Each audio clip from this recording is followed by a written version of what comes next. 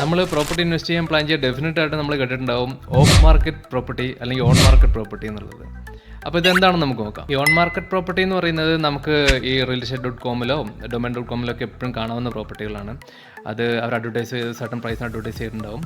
അതിൻ്റെ ഒരു ഇഷ്യൂ എന്താണെന്ന് വെച്ച് കഴിഞ്ഞാൽ, ഇഷ്യൂ എന്ന് പറയാൻ പറ്റില്ല, അത് അവൈലബിൾ ആണ്, മാർക്കറ്റിൽ എല്ലാവർക്കും ആക്സസ് ഉണ്ടാവും. എന്ന് വെച്ച് കഴിഞ്ഞാൽ നമുക്കൊരു കോമ്പറ്റീഷൻ കൂടും, ഇമോഷണൽ ബയേഴ്സ് ഉണ്ടാവും, നമ്മൾ ഇവരെല്ലാം കോമ്പീറ്റ് ചെയ്തിട്ട് വേണം ആ പ്രോപ്പർട്ടിക്ക് ഒരു ബെറ്റർ പ്രൈസ് നമുക്ക് കണ്ടുപിടിക്കാനായിട്ട്. അപ്പോൾ ചിലപ്പോൾ നമുക്ക് ആ പ്രോപ്പർട്ടി ഇഷ്ടപ്പെട്ടാലും നമ്മളെക്കാളും ഇമോഷണലി അറ്റാച്ച്ഡ് ആയിട്ടുള്ള ആൾക്കാരുണ്ടാവും ചിലപ്പോൾ ആ പ്രോപ്പർട്ടിയുടെ, അവർ they are ready to pay more, so we have to compete everyone else in the market. Off market property എന്ന് പറഞ്ഞു കഴിഞ്ഞാൽ അത് സർട്ടൺ സെയിൽസ് ഏജൻസിന് മാത്രമേ അതിൻ്റെ ആക്സസ് ഉണ്ടാവുള്ളൂ. നമുക്ക് അവരായിട്ടുള്ളൊരു കമ്മ്യൂണിക്കേഷൻ വെച്ചിട്ട് മാത്രമേ നമുക്ക് അതിൻ്റെ ഒരു ആക്സസ് കിട്ടുള്ളൂ. അത് റിയൽ എസ്റ്റേറ്റിലോ ഡൊമൈനിലോ ഒന്നും ഉണ്ടാവില്ല.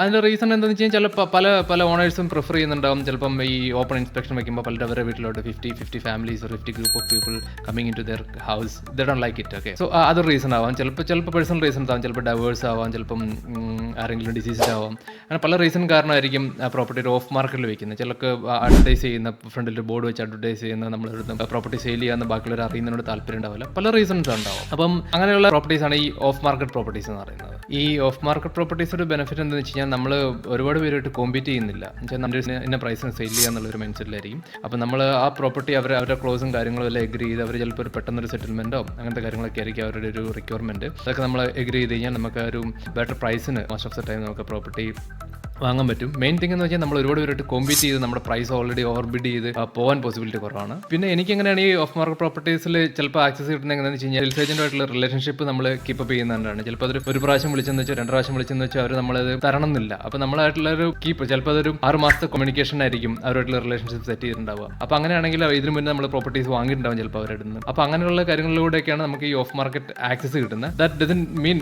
Always we will get the of market, but sometimes will get it. അപ്പോൾ നിങ്ങൾ ആർക്കെങ്കിലും ഒരു ഇൻവെസ്റ്റ്മെന്റ് പ്രോപ്പർട്ടി വാങ്ങാൻ താല്പര്യം ഉണ്ടെങ്കിലോ അല്ലെങ്കിൽ ഒരു പ്രോപ്പർട്ടി പോർട്ട്ഫോളിയോ തന്നെ ക്രിയേറ്റ് ചെയ്യാൻ താല്പര്യം ഉണ്ടെങ്കിലോ കൂടുതൽ ഡീറ്റെയിൽസ് എന്തെങ്കിലും അറിയണമെന്നുണ്ടെങ്കിലോ ഇനി അതൊന്നുമല്ല ജസ്റ്റ് കുറച്ച് കാഷ്വലായിട്ട് കുറച്ച് കാര്യങ്ങൾ ഡിസ്കസ് ചെയ്യണമെന്നുണ്ടെങ്കിലോ ജസ്റ്റ് എന്നെ ഒന്ന് DM ചെയ്യുക. നമുക്കൊരു ഹാഫ് ആൻ അവർ കോളിൽ ഇരുന്നിട്ട് കാര്യങ്ങളെല്ലാം ഡിസ്കസ് ചെയ്യാം. Okay, bye, thank U.